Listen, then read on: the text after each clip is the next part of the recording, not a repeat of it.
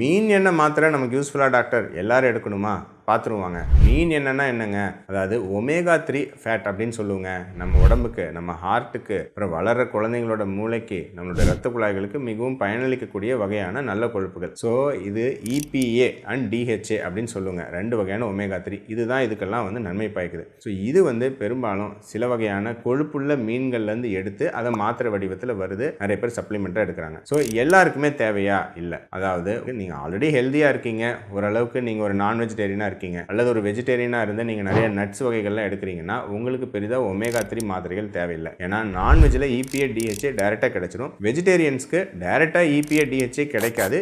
ஏழுங்கிற வகையான ஒமேகா 3 கிடைக்கும். உடம்பு அதில் ஒரு குறிப்பிட்ட சதவீதத்தை, ஒரு 5-10% ஒமேகா 3 EPA DHA மாற்றிக்கும். யாருக்கு தேவை மெயினாக? கர்ப்பிணி பெண்கள், அப்புறம் பாலூட்டும் தாய்மார்கள், அப்புறம் ஹார்ட் பிரச்சனை உள்ளவங்க, அதுவும் ரத்த குழாய் அடைப்பு இந்த மாதிரி பிரச்சனை உள்ளவங்க கட்டாயம் எடுக்கணும். மினிமம் 500 1000 மில்லிகிராம் எடுக்கணுங்க. சரிங்களா? ஸோ இது சத்து மாத்திரை செலக்ட் பண்ணும்போது பண்ணக்கூடிய தவறுகள் என்ன? நிறைய பேர் இந்த நார்மல் காட் லிவர் ஆயில்னு வாங்கி சாப்பிட்டு அதில் நிறைய ஒமேகா 3 இருக்குன்னு நினைக்கிறாங்க. இல்லவே இல்லைங்க. காட் லிவர் ஆயிலில் ஒரு குட்டி மீன் மாத்திரையில் 50 மில்லிகிராம் கூட ஒமேகா 3 இருப்பதில்லை. அது 1-2 சாப்பிட்டு பெருசாக ஒமேகா 3 வருதுன்னு நினைக்க வேண்டாம். கமர்ஷியல் ஒமேகா 3 மாத்திரையிலேயே ஒரு மாத்திரையில் நார்மலாக ஒரு 300 மில்லிகிராம் ஒமேகா 3 இருக்கு. அவங்க 1000-2000 மில்லிகிராம் அப்படின்னு போட்டிருப்பாங்க. அதில் ஃபிஷ் ஆயில் தான் அவ்வளோ இருக்கும். ஆக்சுவல் ஒமேகா 3 ஒரு 300 மில்லிகிராம் அந்த மாதிரி தான் இருக்கும். அதனால் கரெக்டாக காம்போசிஷன் பார்த்து நீங்கள் வாங்கி சாப்பிடணும். அப்போ தான் ஒரு நாளைக்கு உங்களுக்கு 1, 2, 3 அந்த மாதிரி தேவையா அப்படிங்கிறத நீங்கள் முடிவு பண்ண முடியும். பார்த்துவாங்க. சைவர்கள் என்ன பண்ணுறது டாக்டர்? உங்களுக்கு 2 ஆப்ஷன் இருக்குங்க.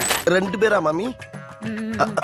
இந்த ஏலேன்னு சொன்னேன் இல்லைங்களா, ஒமேகா 3க்கு இன்னொரு ப்ரிகர்சர். இது இருக்கக்கூடிய சப்ளிமெண்ட்ஸ் நிறைய கிடைக்குது. ஆனால் இது ஃபுல்லாக ஒமேகா 3 உடம்புல கன்வெர்ட் ஆகாது. ஸோ அது ஒரு சிக்கல். இன்னொரு ஆப்ஷன் ஆல்கல் ஆயில் சப்ளிமெண்ட்ஸ்னு வருதுங்க. கடல் பாசி, அதில் இயற்கையான ஒமேகா 3 கிடைக்கும். EPA DHA டைரெக்டாக கிடைக்கும். அது சப்ளிமெண்ட்ஸாக கிடைக்குது. சைவர்கள் அதை ட்ரை பண்ணலாம். பட் எல்லாருக்கும் இல்லை. கர்ப்பிணி பெண்கள், பாலூட்டும் தாய்மார்கள் இவங்க. டாக்டர் மாத்திரலாம் வேணாம், உணவில் ஏதாவது இதுக்கு வழி சொல்லுங்க அப்படின்னா ரொம்ப சிம்பிளுங்க. நீங்கள் ஒமேகா 3னா அட்லாண்டிக் பெருங்கடலில் இருக்கிற சால்மன் மீன், அதை நோக்கிலாம் ஓட வேண்டிய அவசியம் இல்லை. நம்ம சாதாரண நெத்திலி மீன், மத்தி மீன் தான். ஈவன் அந்த சால்மன் மீனை விட 2 மடங்கு அதிகமான ஒமேகா 3 இருக்கு. 100 கிராம் இந்த நெத்திலி மீன்ல 2 கிராம், அதாவது 2000 மில்லிகிராம் ஒமேகா 3 இருக்கு. மத்தி மீன்ல 1500 மில்லிகிராம் ஒமேகா 3 இருக்கு. வாரம் 2 வாட்டி இந்த மீன் சாப்பிடுங்க, வேலை முடிஞ்சது. சைவர்களா இருக்கீங்களா? வேற எதுவும் பிரச்சனை இல்லையா? அடிக்கடி உங்களுக்கு ஆளி விதை, வால்நட் அந்த மாதிரி நட்ஸ் வகைகள், சின்ன சின்ன வெந்தயம், பீன்ஸ் இதெல்லாம் கூட ஏழு அதெல்லாம் இருக்கு. ஸோ இதை கொஞ்சம் அடிக்கடி சேர்த்துக்குங்க.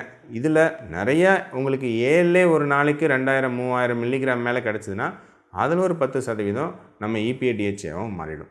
ஸோ இதை பார்த்துக்கிட்டிங்கனாவே உங்களுக்கு தேவையான ஒமேகா 3 கட்டாயம் உங்களுக்கு கிடைக்க வாய்ப்புண்டு.